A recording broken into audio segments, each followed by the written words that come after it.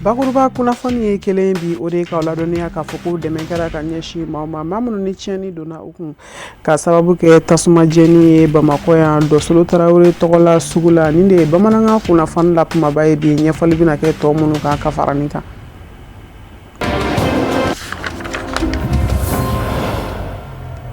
Limanaw ni ye kɔni sɛbɛn ye min bɔra Mali silamatɔnw ka fara ɲɔgɔn kan jɛkuluba au Conseil islamique du Mali yɔrɔ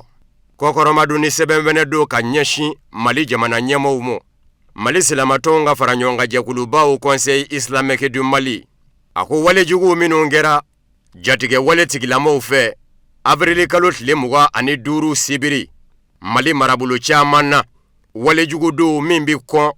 Mali silamatɔnw ka fara ɲɔgɔn kan jɛkuluba au Conseil islamique du Mali fɛ. Mali silamatɔnw ka fara ɲɔgɔn kan jɛkuluba au Conseil islamique du Mali k'a bɛ bonyamasegin kɛ ka ɲɛsin Mali finitigilakaw ma u ka cɛfarinya la ni ka ka dɛmɛ kurakuraya ka ɲɛsin Mali jamana ɲɛmɔgɔw ma u ka dugu jɛko 20 kɛlɛ la Mali bɔli la bolo la. Mali silamatɔnw ka fara ɲɔgɔn kan jɛkuluba au Conseil islamique du Mali k'a bɛ wele bila ka ɲɛsin Mali silama bɛɛ lajɛlen ma bɛɛ ka kɛ basigi karamɔgɔ ye bɛɛ ka fara ɲɔgɔn kan ni ka Ala wele Mali bɛ se ka basigi cogo min ni ka Mali n'a denw kisi. Tɛgɛnɔ bila kɛra kunnafoni na ka bɛn ni avril kalo tile 27 ye san 2026 Mali silamatɔnw ka fara ɲɔgɔn kan jɛkuluba au Conseil islamique du Mali ɲɛmaaba a Seyida Sherif Ousmane Madani Haidara tɔgɔ la au Conseil islamique ɲɛmaa danga fɛ n'o ye Ibrahim Kontaw ye faamuyali ko ɲuman a ɲini bɛ bɛɛ fɛ bɛɛ k'o sɔrɔ kunnafoni na. Foli ani waleɲuman dɔn o bɛ ka taa bɛɛ lajɛlen ni waati na an balima bamanankan Mali kɔnɔ ani Mali kɔ kan an b'a jira aw la ka fɔ ni bamanankan kunnafoni wagati selen walali bɛna kɛ minnu kɔnɔ kumaw la aw ye Mali kɔnɔ ani a kɔkan kibaruya olu de don an b'a fɔ ni kuma sila aw danga na i n'a fɔ an tun ye aw tulo lasɔmi bakuruba kunnafoni kɔnɔ k'a fɔ cogoya min na fɛn min ye Mali jamana ɲɛmaaw ye u ka dɛmɛ sera maa minnu ni olu ye kasara sɔrɔ ka sababu kɛ tasuma jeni ye Bamakɔ Faba kɔnɔ yan Dɔsolo Tarawele tɔgɔla sugu la an b'a jira aw la k'a fɔ ko dɛmɛ in dili a tilali baaraw bɛɛ lajɛlen kɛra ka bɛn tarata avril kalo tile 28 de ma Stade Wɛzɛn Kulibali la Sherifula Jabarani so tɔgɔla Alhamidu Badini Baba Keita de y'a seri an ka janga jamadali kɛ sɔrɔlenw fɛ. Mali jamana gouvernement ka ni ŋaniya ɲumanya a bɛ dɛmɛ ko fɔ ni ka ɲɛsin an ka suguni kura maaw ma ka kɛ ni tasuma jeni ye mun kɛra sababu ye ka kasara lase maa caman ka nafolo ma. Ni dɛmɛ ka bɔ gouvernement yɔrɔ la a bɛ da la dumuni ko fɔ i n'a fɔ malo sukaro ani tulu mun ka sɔn ka ni waati gɛlɛn in latɛmɛ ɲɔgɔn fɛ. An bɛ foli kɛ tout d'abord jamana ɲɛmɔgɔ ye a n'a ka gouvernement bɛɛ a ye initiative min ta ka nin dɛmɛ di an ma nin dɛmɛ fana dilen administration territoriale ko chambre de commerce k'a tila chambre de commerce fana ye commission sigi ka une commission de 12 personnes mɔgɔ 12 ka ne ka président ye donc a mɔgɔ 12 in bɛɛ sous association bɛɛ lajɛlen b'a la mairie de district b'a la donc an bɛɛ bɛnna kan kelen kan a bɛ tila cogo min na k'a tila o cogo la kilo 25 malo o 1000 kilo 25 sukaro o 1000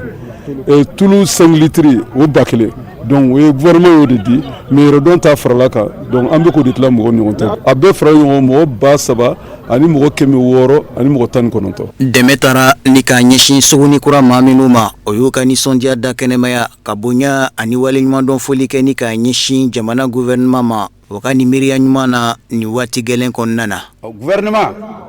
a ye a seko kɛ k'a jira an na ko ale bɛ yen ko min kɛra an na sugu kura kɔnɔ k'ale bɔra a kalama a ye dɛmɛ min di ko ka n'a d'an ma an b'a dɔn a ti bɛrɛ bɔ nka Ala ka nɔgɔya kɛ bana na a ti bana kɛnɛya koyi nka a bɛ banabaatɔ jigi sigi ko an y'a minɛ n'an bolo fila ye ni jigisigi ye ni miiri ye ni taasi ye an fana y'a dɔn k'a fɔ vraiment an ka fanga u hakili b'an na donc an bɛ fanga fo ka fanga waleɲuman dɔn. Sugukura muso a ka foli bɛ kɛnɛ in kan ka segin maninkaw ka ka foli kɛ kɛnɛ in kan n ka foli fana bɛ femme battante ye k'a daminɛ Bamakɔ yan fo Gao fo Kidali musow bɛɛ b'a la n ka foli bɛ nin bɛɛ lajɛlen ye ministre i ni ce i ni baraji ka ji to anw ɲɛna ka tila ka anw ɲɛji cɛ ala k'i sara kila k'i sara président ala k'a sara kila k'a sara k'a mɛn a ka jama ɲɛ ya rabbi a mɛn ala k'a mɛn a ka jama ɲɛ. Chambre de commerce et d'industrie a bolofara mun bɛ Faba la yan nɔ Bamako délégation régionale a ma ɲɛma ka kuma kɔnɔna na a y'o waleɲumandɔn kelen kɛ ni k'a ɲɛsin jamana gouvernement ma ani fɛn o fɛn sen donna ni baara in na yaasa laɲiniw ka se ka sabati kɛrɛnkɛrɛnya ma commission mun sigila sen kan ni ka ni baara in ta ka kalifa o la. Mali Chambre de commerce et d'industrie ma ɲɛma tɔgɔya la Manju Sempara a y'a ɲini sugu kɔnɔnamaw fɛ o ka jɛ k'u tigɛ di ɲɔgɔn ma ka kɛ kuluba kelen ye o bɛ se k'u ka laɲiniw n'u ka hakɛw o lafasa cogoya minɛ. Fɛn min yɛrɛ dira ko k'a tila bɔyɔrɔ b'a la o bɔyɔrɔ ye ayiwa général d'armée Assimi Goïta a n'a ka gouvernement ani Mali faama bɛɛ lajɛlen olu de ye fɛn di ko ka a tila mɔgɔw kasaratɔw la sukaro b'o la tulu b'o la malo b'o la olu de y'a di ko k'a tila ayiwa a dira chambre de commerce ma Maju Sempara ko ayiwa a ka kalifa a ka baarakɛyɔrɔ dɔ la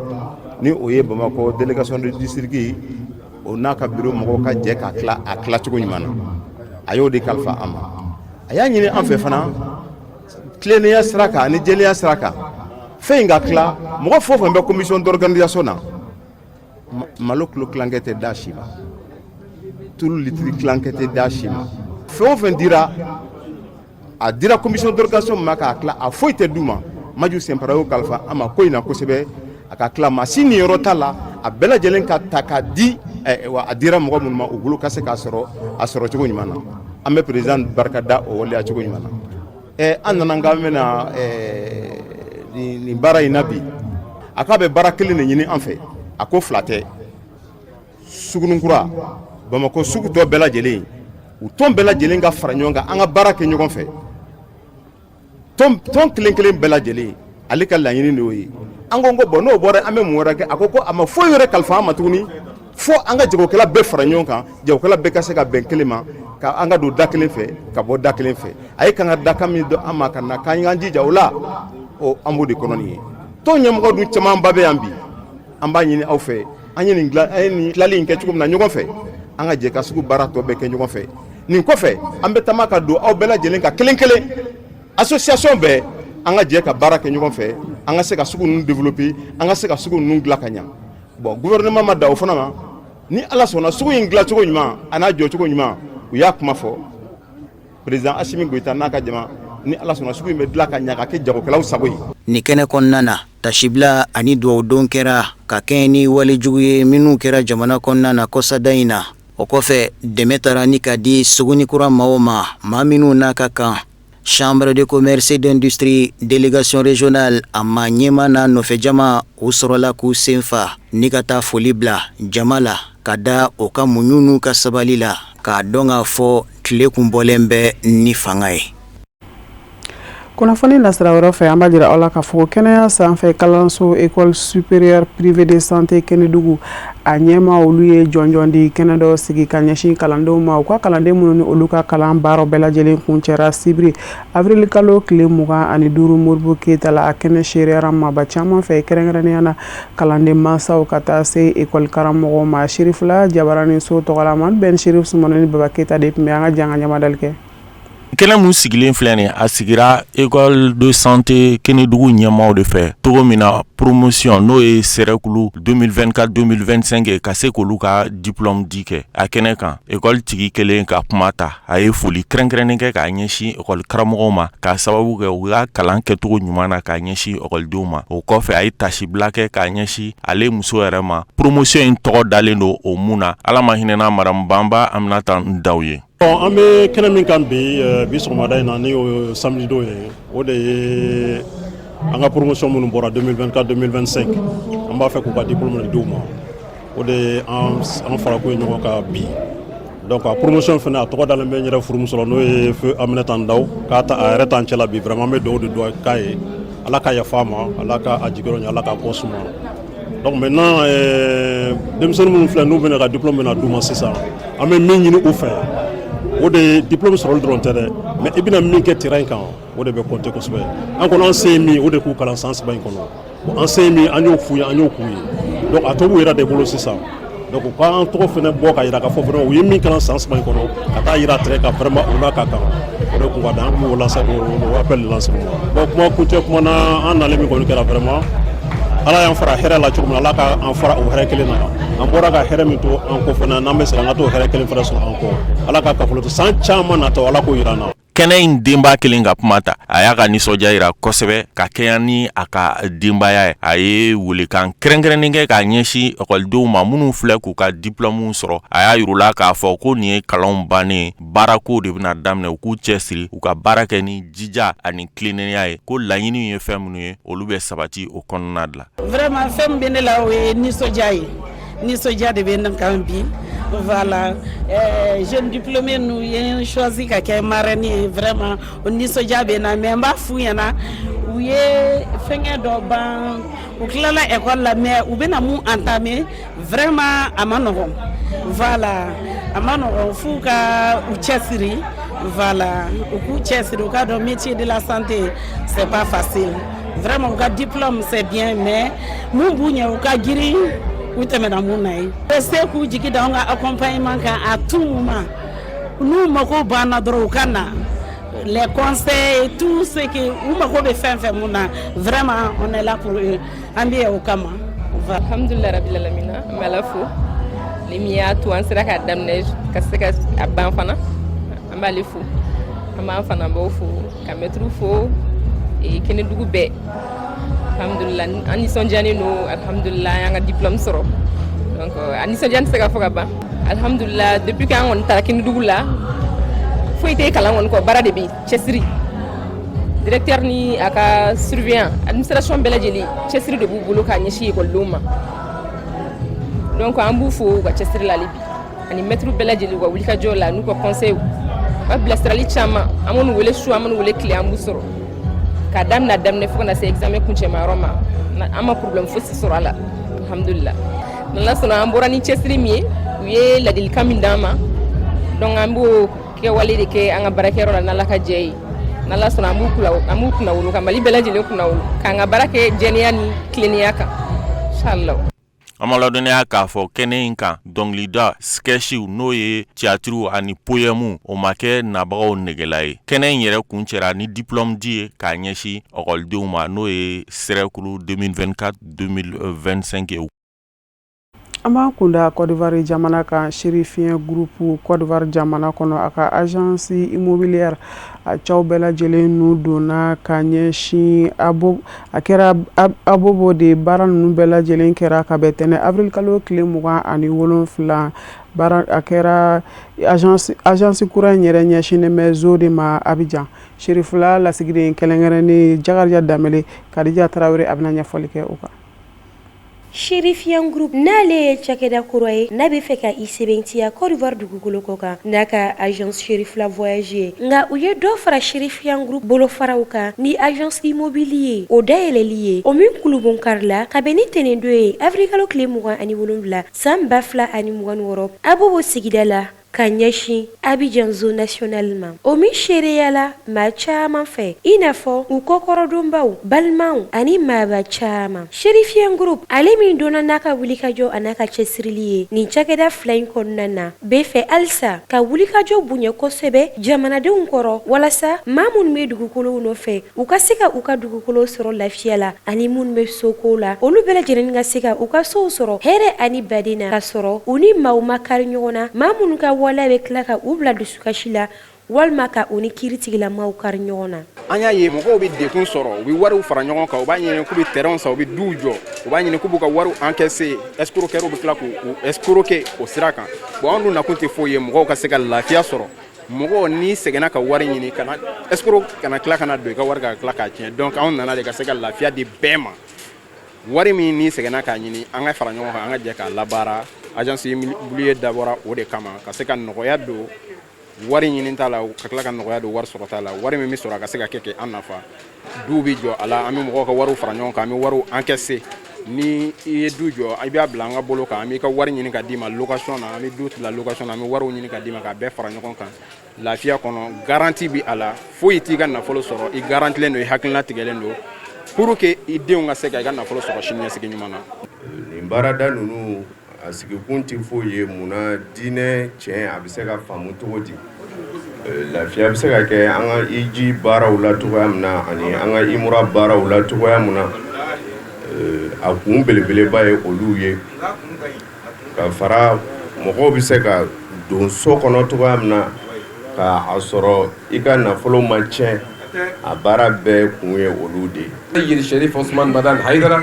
a ye agence ninnu sigi sen kan n'o ye agence Sherif la n'o de ye a bolofara fɔlɔ ye mais an bɛ min na yan bi ni o ye an balimakɛ ale bɛ min ɲɛfɛ yan n'o ye Seyid Harun Rashid Haidara nin baara min daminɛna hali bi o tɔ bɛ se ka sinsin cogoya min na o de don ka fara immeuble fɛnɛ kan ni o de ye sojɔkow an'o n'a ɲɔgɔnna wɛrɛw danaya kɔnɔ laadiriya kɔnɔ baara ninnu bɛ se ka sabati ka sɔrɔ mɔgɔ caman bi dekun min sɔrɔ ou bien jigitigɛ min sɔrɔ u ka nafolo ko la o ka se ka nɔgɔya ka se ka dɔgɔya. Maa minnu ye groupe Sherifia maaw ka nin cakɛda kura in kulubon karili seereya u y'u ka nimisi wasaw jira ni ka tila k'u da don n'a ɲɔgɔnna waleya nafaw la.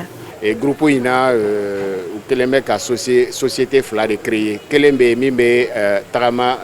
voyage nɔgɔya ka taa Maka au moins umra ni iji ni fɛn ijiw la ani silamɛya jɔyɔrɔ bɛ yɔrɔ tɔ minnu na u bɛ se k'olu voyage organiser.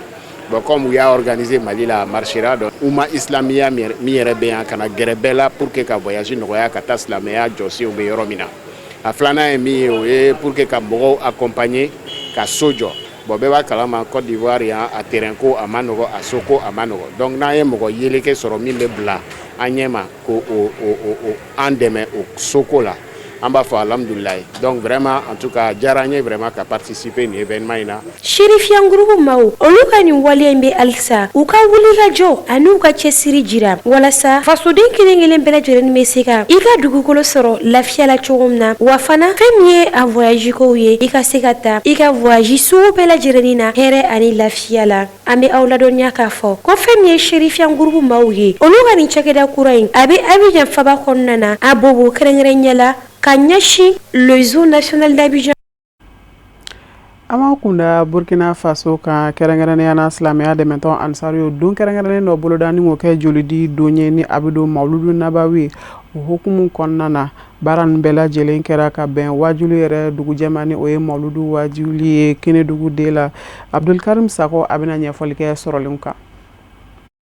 Ni ye a san duruna ye san o san Mawuludu a bɛ laɲɛnɛmaya Burkina Ansaru fɛ n'o ye Keneduguden maaw ye Ansaru la a bɛ laɲɛnɛmaya u fɛ ni baara caman bolodalen o dɔ ye jolidi ye ɲinɛta hukumu na ni ye a siɲɛ duruna ye jolidi kɛnɛ a bɛ sigi ni kana joliw di cogo min na a bɛ kɛ sababu ye ka banabagatɔw dɔw kisi minni ni joliko gɛlɛya b'u la kɛnɛya sira fɛ u ka wulikajɔ kama joli pɔsi 111 u sera ka fara ɲɔgɔn kan joli sɛgɛsɛgɛlikɛlaw a n'a lasagokɛlaw baara yɔrɔ olu maaw fɛ Burkina jamana kan ka bɔ Kɛnɛduguden kɔnɔna na jolidi nafa min b'a la a di b'a ye fo ka taa se maa ma min a bɛ di o tigi ma baarakɛlaw ye u da don nin yɔrɔ in na ni ka lafasa k'a yira k'a fɔ nafaba de b'a la a di b'a ani a bɛ di maa min ma ye. Jolidi nafa caman de b'a kɔnɔ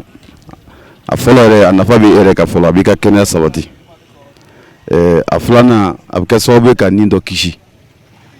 wara Alakira sallallahu alaihi wasallam kira do ko ten ni mɔgɔ min sera ka nin kelen kisi a kɛra komi y'an fa adamadenw bɛɛ kisi wara Alakira fana do cira ka na diɲɛ bɛɛ ka hɛrɛ sɔrɔ wara ni e kɛra sababu ye ka nin kelen kisi a kɛra komi e kɛra sababu ye ka hɛrɛ se diɲɛ bɛɛ ma wara jolidi nafa ni y'a nafa dɔ ye. N'a problème bɛ sɔrɔ k'a ye i tɛ se k'a lɔn ko b'a lo dɛ mais an bɛ Ala dari mɔgɔ si yɛrɛ de kana sa joliko la dugukolo na yan tuguni n'i kɔni worora ka ban i kɔni sara an bɛɛ b'o lɔn mais an tɛ fɛ mɔgɔ bɛ sa joliko la mɔgɔ kelen a tigi mako bɛ mɔgɔ fila joli ɲɔgɔn de la yan wa kana faga mɔgɔw b'a to yen nin bɛ sa mɔgɔ 100 bɛ taa a su don mɔgɔ 100 ni kɔ bɛna taa san ka fori kɛ pourtant n'a tɛ nana joli di peut-être a tigi tun tɛna sa. dɔrɔn mɔgɔ ka se a faamu silamɛya nana diɲɛ dilan de kama ni mɔgɔ ye a b'a joli bɔra ka mɔgɔ ɲɔgɔn kɔni ka kɛnɛya di o ma courage continue sɔrɔ mɔgɔ kelen na k'a fɔ k'a bɛ taa a mɔgɔ ɲɔgɔn faga tun diinɛ kama o misali le b'an fɛ k'a di jolidini na. Ni kɛnɛ kelen kan a baara labɛnbaw n'o ye Ansaru ɲɛmaw ye u ye foli ani waleɲuman kɛ ka ɲɛsin an karamɔgɔ ma a Seydi Sherif Usman Madani Haidara ale min kɛra sababu ye ka ni hakilinaw don Ansaruw kɔrɔ diɲɛ fan 14 bɛɛ lajɛlen ni bɛɛ b'a kɛ ise ani damayira la u ye foli k'a ye ka dugawu k'a ye ni ka laban ka welewele kɛ ka ɲɛsin ladigili ma ka na ni baara ɲuman in kɛli ma. Wara foli fɔlɔ an b'o se an karamɔgɔ de ma Seydi Sherif Usman Madani Haidara ale ka wulikajɔ n'a ka cɛsiri a n'a ka bilasira ɲuman o de sera ka nin kɛ. Ni anw sera ka hakilina sɔrɔ a bɔra karamɔgɔ de la an bɛ dugawu kɛ karamɔgɔ ye n'a ka denbaya bɛɛ ka ɲini Ala fɛ siya ni kɛnɛya Ala ka di an ma ka dugawu kɛ kɛnɛdugu den ka daminɛ président na ka se a ka bureau mɔgɔ bɛɛ ma ka se tɔnden bɛɛ ma weleda kɛra mɔgɔ ye weleda jaabi an bɛ bɛɛ lajɛlen fo. Sababu y'an bila na o ye an karamɔgɔ Seydi Sherif Usman Madani Haidara ale ka laɲini sababu de ye an bila nin na k'a fɔ tiɲɛ la ko joli di k'i mɔgɔ kelen ni lakisi ko a nafa ka bon k'a b'a ɲini an bɛɛ lajɛlen fɛ. Ko an bɛ se ka joli di ka se k'an badenw lahinɛ k'o de ka di ale yɛrɛ ye bon min do ka di Sherifu ye o de ka di an bɛɛ lajɛlen ye o de y'an bila nin baara in na mɔgɔ dama min taara ni denw ye ani muso lajigitɔw ye ko joli ko manque y'o sɔrɔ vraiment o ka ca kojugu mais n'a y'a sɔrɔ n'an kun t'an joli di olu mu dekura ka taa o kun tɛna se ka joli sɔrɔ mais Ala ni nin sababu kama o taara o ye joli sɔrɔ ka se k'o ni lahinɛ ka kisi ka bɔ ayiwa sayaw ma. Hakilajigi boloma ni ye ni kɛnɛ sigi ko duruna ye Burkina Ansaru fɛ kɛrɛnkɛrɛnya ma kɛnɛdugu de o maaw fɛ ka bɔ u ka département 5 bɛɛ lajɛlen na ka kɛ ni mawludu laɲɛnamali ye u fɛ. O de fana b'an sɛnsɛn ka taa diɲɛ fan wɛrɛ kunnafoni sɔrɔlen kan Musa Fɔnba ale ka ɲininiw don.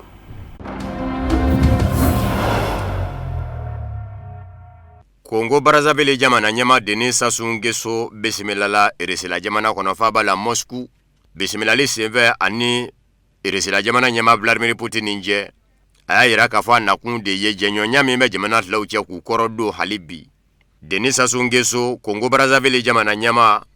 a ko ale ka nin bɔɲɛ in Eresila a bɛ ka kɛ ka bɛn ni kuma ye kuma min ni kalata labɛnna a fɛ a ka jamana kɔnɔ jamanadenw ye danaya d'a kan ka kuma wɛrɛ kalifa a la ko kabini o kɛra ko nin y'a bɔko fɔlɔ ye a ka jamana dafɛ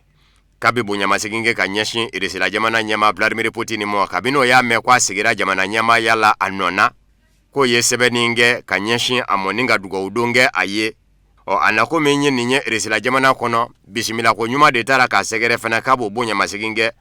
Eresila jamana ɲɛma Vladimir Poutine ye. Eresila jamana ɲɛma Vladimir Poutine ni Kongo Brazzaville jamana ɲɛma Denis Sassou Nguesso u ye kuma ɲɔgɔnya dɔw kɛ Eresila jamana ɲɛma lamini ngumɛ a ka kɔrɔsigi kɛrɛnkɛrɛnnenw na jamana ɲɛmaayaso la Kremlin. Vladimir Poutine ka kunnafonidilaw ye a jira k'a fɔ kuma ɲɔgɔnya in Eresila jamana ɲɛma ni Kongo Brazzaville jamana ɲɛma Denis Sassou Nguesso ni ɲɔgɔn cɛ da bɛ se fɛn caman mɔ a rɔ. Kɛrɛnkɛrɛnnen ɲɛna jamana filaw ni ɲɔgɔn cɛ jɛɲɔgɔnya bɛ se ka kɔrɔdon cogo min sira bɛɛ lajɛlen dɔ kan minnu ye yiriwa siraw ye ani diɲɛ seleke naani binna k'u ka bi diɲɛ bɛ ka taa danga min na ka sabu kɛ setigi jamanaw yɛrɛ dama ni ɲɔgɔn cɛ fɔɲɔgɔnkɔw ye ko u da kan ka se o fɛnɛ mɔ ka na se farafinna gun yɛrɛ kunkanko fɛnɛ mɔ.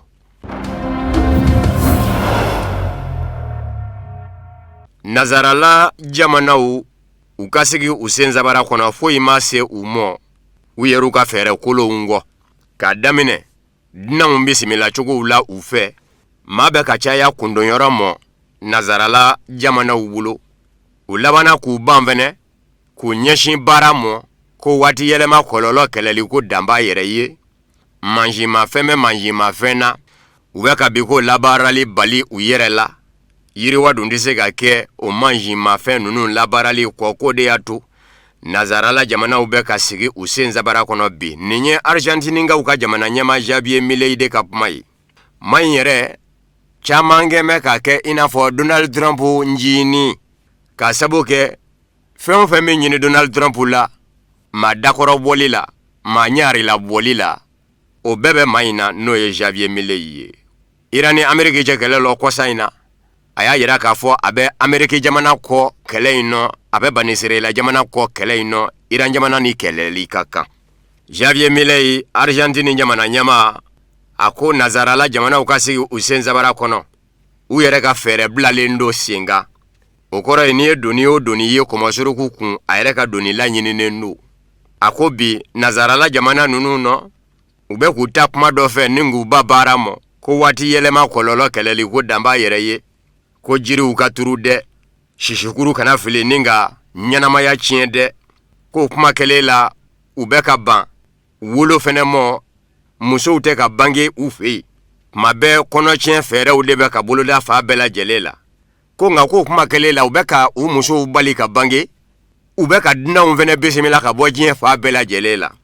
o ye dunanw minnu ko ye ma in ka fɔ la farafinden minnu bɛ kuwaji tigɛ k'u kunda nazarala ka olu bisimilali nazarala jamanaw fɛ o de bɛn dɛ a mɔ a ye kɔrɔfɔ in lase lajɛ dɔ de senfɛ lajɛ min ɲɛsinnen kun do sɔrɔsiraw yiriwali mɔ diɲɛ kɔnɔ Javier Milei Argentine jamana ɲɛma a ko tuma min na nazarala jamanaw kun bɛ degun kɔnɔ degun min ye u yɛrɛw ka degun dilalen ye k'u nana lajɛ ko u bɛ degun in wele cogo ɲini ka bɔ u ka ni fɛɛrɛw minnu ye a fɛɛrɛw b'u tɔ curonden ko min ka jugu n'o bɛɛ ye k'u ta kɛ maaw donini ye dunanw donini ye kana to u ka jamana kɔnɔ ko bi nazarala jamanaw u denw u bɛ ka taa banni de ye ka bɔ dugukolo kɔ kan maɲi siya woloma maa do tɛ farafin fɛ a tɛ dunan fɛ a ko ni nazarala jamanaw m'u jan do u bɛ sila tunun ka bɔ dugukolo kan ni ko nana bila ni dunanw ye Javier Milei nana fanga na Argentine kunna san 2023 décembre kalo de la wa kabina nana fanga na a dayɛlɛ ka tugu a b'i kanto ko kuma min bɛ senɔ nin ye diɲɛ seleke naani tɔma Nations Unies na ko dɔnnibaw ka kuma do ɲinini na sira fɛ ko maninfin kɛwale de bɛ ka na ni waati yɛlɛma kɔlɔlɔ ye i n'a fɔ mɔɔw ka izinibaw sisikuruw fililen ko de bɛ ka ji bali ka na izini labaaratɔ bɛ sɛgɛkuruw minnu fɛnɛ bɔ n'olu bɛ laban ka bɔn dugukolo kan k'o sɛgɛjiw de bɛ ka dugukolo tiɲɛ ni ka sɛnɛ tiɲɛ ko a ye ma da la ka sabu kɛ ko danganiya tɛ yen min b'a jira k'a fɔ maninfin kɛwale bɛ ka dugukolo in tiɲɛ a ko a b'a ɲini a ka lasigidenw fɛ diɲɛ seleke naani tɔma Nations Unies kɔnɔ ni da kɛra sefɛn ye kuma o kuma waati yɛlɛma kɔlɔlɔ kɛlɛli ko kuma mu kɛrɛnkɛrɛnnenya na diɲɛ seleke naani tɔma Nations Unies kɛmɛ ka fɛɛrɛ kura min bolo da ko programme de croissance durable des Nations Unies 2030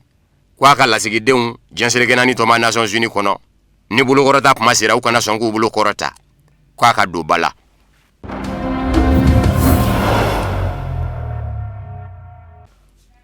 Ukraine jamana doni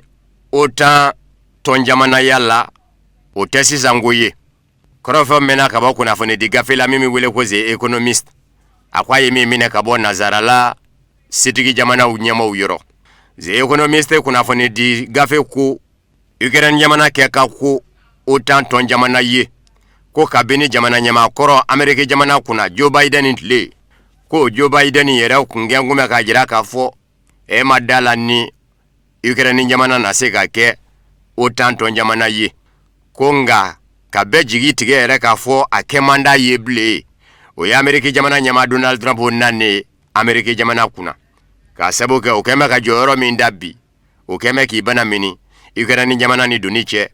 o t'a kɔnɔ Financial Times kunnafoni di so o fana y'a yira k'a fɔ a ye minɛni kɛ ka bɔ nazarala setigi jamana dɔw ɲɛmaw yɔrɔ i n'a fɔ Allemagne jamana ko ye dajirali kɛ nazarala tɔnba Union Européenne ma ɲɛmaw la ni Ukraine jamana tɛ se ka don fɛn ye bilen o t'a na i n'a fɔ an yɛrɛw kɔni o dangɛnɛmaya b'an bɛɛ ye sa an ka nazarala tɔnba Union Européenne doni ko dun minnu fɛnɛ kɛmɛ k'u bana mini Ukraine ni doni jɛ ye Allemagne jamana ye fɛɛrɛ dɔ dajira ni Ukraine jamana tɛ se ka don fɛn ye nazarala tɔnba Union Européenne kɔnɔ kuma tilin kɔnɔ jɔyɔrɔ dɔ bɛ se ka di a mɔ a dɛnɛ bi to nazarala tɔnba Union Européenne donda la u k'o ma ko statut de membre associé de l'Union Européenne nazarala tɔnba Union Européenne jamana tɛ nga u jɛɲɔgɔn jamana do ko ni o jɔyɔrɔ in sera ka sɔrɔ Ukraine jamana fɛ a dɛnɛ bi to nazarala tɔnba Union Européenne donda la lajɛw minnu bɛ kɛ nazarala tɔnba Union Européenne minisiriw ni ɲɔgɔn cɛ a na se ka ye o lajɛw kɛnɛ kan ani jamana ɲɛmaw ka lajɛ a na se ka ye olu kɛnɛ kan nga n'a fɔra ko nazarala tɔnba Union Européenne mɔɔw ma se ka bɛn ko dɔ rɔ tɛgɛkɔrɔta ka kɛ wale kelen kala ka taa jatigɛli ka kɛ o ko kunga a sen t'i ye o la nazarala tɔnba Union Européenne a musaka ko kuma ma na fɔ saa kɔnɔ nazarala jamanaw bɛ labaara ni musaka min ye a sen tɛna ye o kuma fɛnɛ nɔ Faransi jamana ɲɛma Emmanuel Macron ale fɛ ko y'o ye ko nga a ka dɔn nansaralatɔma Union Européenne jamana ɲɛmaw bɛɛ fɛ minnu fɛ ko tɛ Ukraine doni ye nin kuma in nɔ u ka tɔ la k'a fɔ hali sɛnɛko kuma min bɛ nansaralatɔma Union Européenne kɔnɔ ni o ye bɛɛ lajɛlen jɛ kuma ye ka taa se musakakow ma ko Ukraine jamana da tɛna ye nin si rɔ. Allemagne jamana ɲɛmaw ni Faransi jamana ɲɛmaw ye a jira k'a fɔ nin jɔyɔrɔ in ma na to ka sɔrɔ Ukraine jamana fɛ a dɛnnen ka to nansaralatɔma Union Européenne donda la k'a kɛ u jɛɲɔgɔn jamana ye a n'a kɛ sababu ye Ukraine jamana mɔ lakana ko nasara dɛmɛ minnu kan ka ɲɛsin a mɔ nansaralatɔma Union Européenne fɛ olu ka se ka k'a ye bawo n'a ye nin jɔyɔrɔ in sɔrɔ maa tɛ se k'a fɔ ko munna k'a dɛmɛna k'a sabu kɛ ko nansaralatɔma Union Européenne tɔn jamana tɛ u jɛɲɔgɔn jamana don ka ban n'a ma ɲɛ k'a tɛ se kɛ o ta tɔn jamana ye bilen.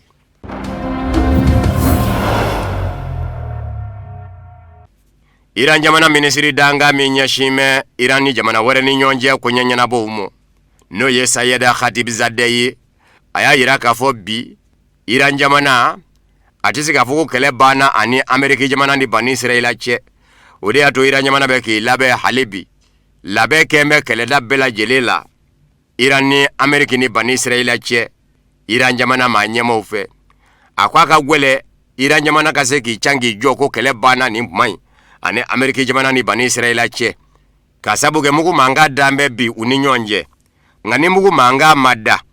Iran jamana dɛmɛbaw ni Bani Israɛla cɛ i n'a fɔ Hezbollah Liban Iran jamana tɛ se k'a fɔ ko manga banna a ko ni y'ale yɛrɛ ɲininka Iran jamana ɲɛmaw jɔyɔrɔ ye fɛn min ye o ye k'a fɔ u tɛ se k'u farati ni u ka jamana lakana ko de ye minɛ o kuma n'a ma ɲɛ ko bɛ nin jogo in nɔ an tɛ kɛlɛla nka a ma bila Iran jamana a labɛn bɛ kuma bɛɛ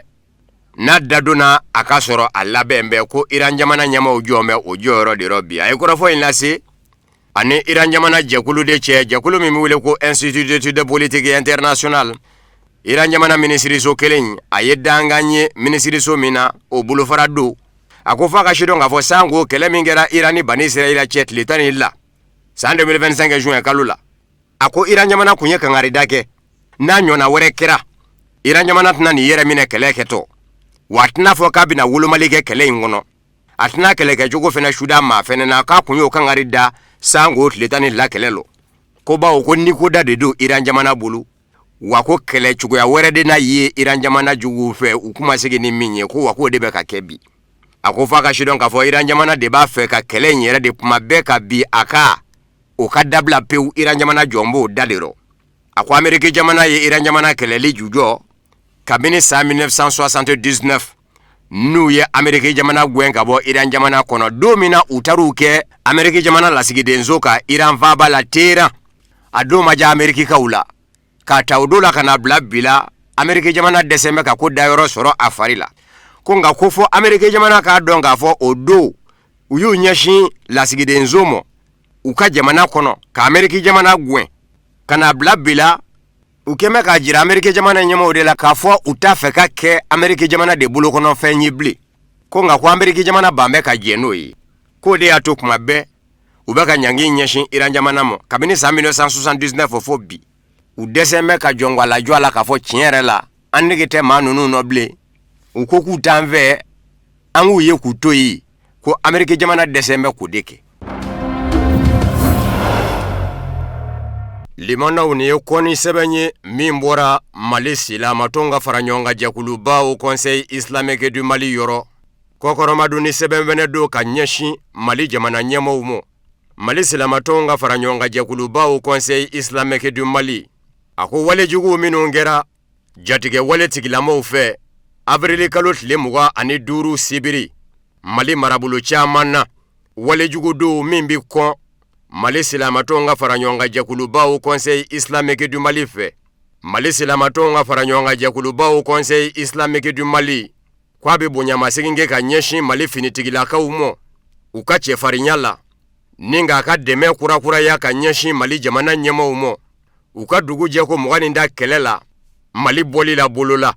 Mali silamatɔnw ka fara ɲɔgɔn kan jɛkuluba au Conseil islamique du Mali